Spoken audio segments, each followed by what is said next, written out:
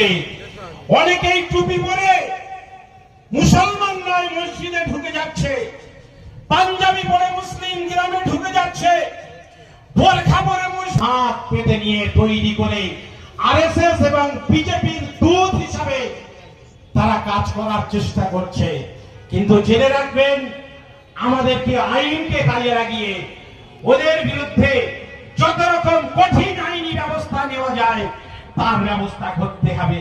যদি এক্ষেত্রে পুলিশ নিরপেক্ষ ব্যবস্থা না গ্রহণ করে তাহলে পুলিশের বিরুদ্ধেও আমাদের তখন শান্তিপূর্ণ আন্দোলন করতে হবে। জেনে রাখবেন, পুলিশ মানেই কিন্তু তিনি আইনের ঊর্ধ্বে নয়, পুলিশ মানে তিনি আইনের ঊর্ধ্বে নয়। আর পুলিশের বন্দুকও কিন্তু শেষ কথা বলে না।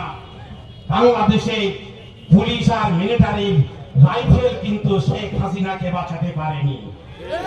আমাদের বিষয় নয়, সেটা আমাদের বিষয় নয়।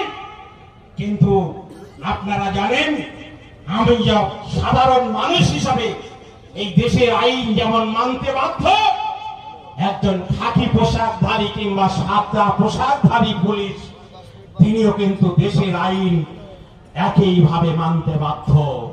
ফলে আমরা পুলিশ প্রশাসনের সহযোগিতা নেব, তার মানে এই নয় পুলিশ প্রশাসনের সহযোগিতার ভিক্ষা চাইতে যাব না। আমরা অধিকার চাইতে যাব। পুলিশ অধিকার না দিলে, পুলিশ অপরাধীদের বিরুদ্ধে শাস্তিমূলক ব্যবস্থা না নিলে তারপরে কিন্তু সাধারণ মানুষের ব্যবস্থা নেওয়ার দায়িত্ব থাকবে। আর শামীম সাহেবদের মানুষ তখন কিন্তু কলকাতা হাইকোর্টে গিয়ে আপনাদের হয়ে তিনিও সওয়াল করবেন। আমাদেরও ইস্যুটা দিল্লি পর্যন্ত পৌঁছে দেওয়ার দায়িত্ব, সে দায়িত্ব ইনশাআল্লাহ আমরা পালন করব। আমি বক্তব্য দীর্ঘ করতে চাই না।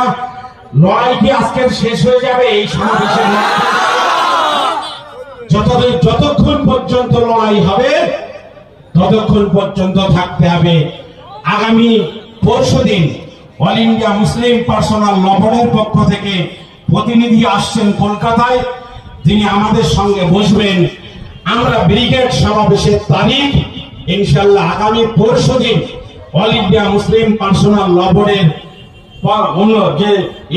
অনুমতি নিয়ে তাদের সর্বভারতীয় সভাপতি এবং সেক্রেটারি আর অন্যান্য দায়িত্বশীলদের সময় নিয়ে, ফুরফুরা শরীফের পীর সাহেবদের সময় নিয়ে, জমিয়তে উলামায়ে হিন্দ, জামাতে ইসলামী হিন্দ, জমিয়তে আহলে হাদিস এবং অন্যান্য যে সমস্ত সংগঠন আমরা করি, সমস্ত সংগঠনের সঙ্গে আলোচনা করে